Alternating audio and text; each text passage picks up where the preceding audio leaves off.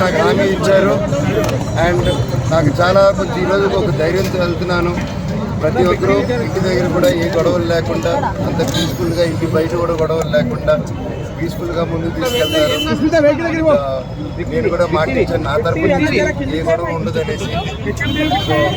ప్రతి ఒక్కరికి అలాగే దెబ్బతగిన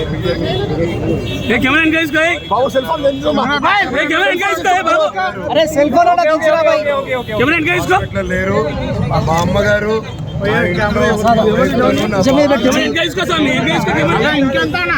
రిపోర్ట్ చూశాను, ఇంటర్వ్యూ. మా అమ్మ హాస్పిటల్లో అడ్మిట్ అయినారని చెప్పారు. దయచేసి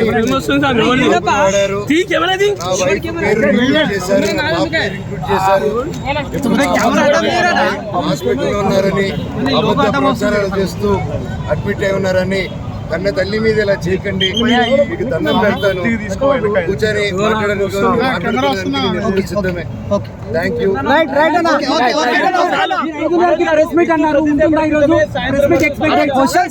చచ్చిపోతున్నాము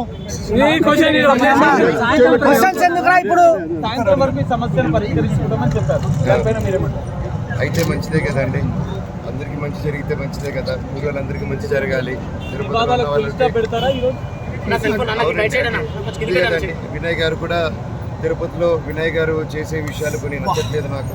అవన్నీ కొంచెం సమాధానం చెప్పి తిరుపతి చంద్రగిరి మండలంలో మీకు తెలిసేంత పేద ప్రజల్లో నాన్న అక్కడ ఎందుకు హైదరాబాద్లో ఆ రోజున హైదరాబాద్లో పెట్టుండొచ్చు, ఆయన ఎందుకు తిరుపతిలో పెట్టాడని, చంద్రగిరిలో పెట్టాడని జనాలు అభివృద్ధి చెందాలి.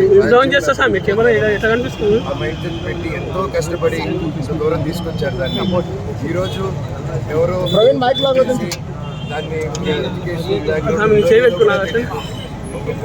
వచ్చి అలా చేయడం ఒక పేద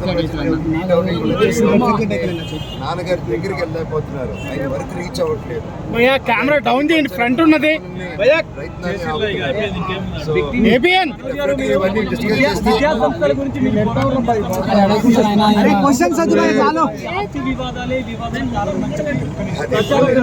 మీకు కూడా తెలుసండి.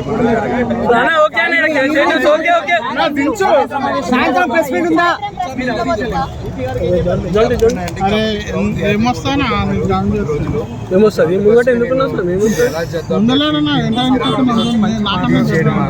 అనేది కొంచెం మా లోకల్ అంటే సిపి గారితో ఏం డిస్కస్ చేస్తానో అది డిస్కస్ చేయకూడదండి. నేను అఫీషియల్ గా వాళ్ళు చెప్తేనే కరెక్ట్. మనోజ్ మీరు స్టేట్మెంట్లు ఇస్తారా, దాడులు కూడా చేస్తారు మీ ఫ్యామిలీ జర్నలిస్ట్? మీరే తెలియదు జరిగింది కదా మీ ఫ్యామిలీ, మీ డాడీ కొట్టిన దెబ్బలకు జర్నలిస్టులు హాస్పిటల్లో ఉన్నారు. దానిపైన నీ వివరణ ఏం చెప్పండి, మీ వివరణ చెప్పండి.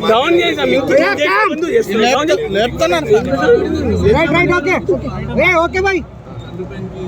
అమ్మ బాబు చచ్చిపోతారు, గుంతలు వచ్చకపోయి ఫోన్ ఎవరు సెల్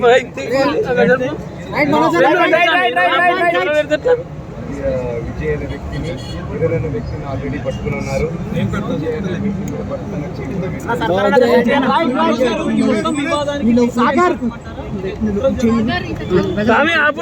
చేతుల్లో చూడు తెలుస్తుంది. ఏదైతే చూస్తున్నారు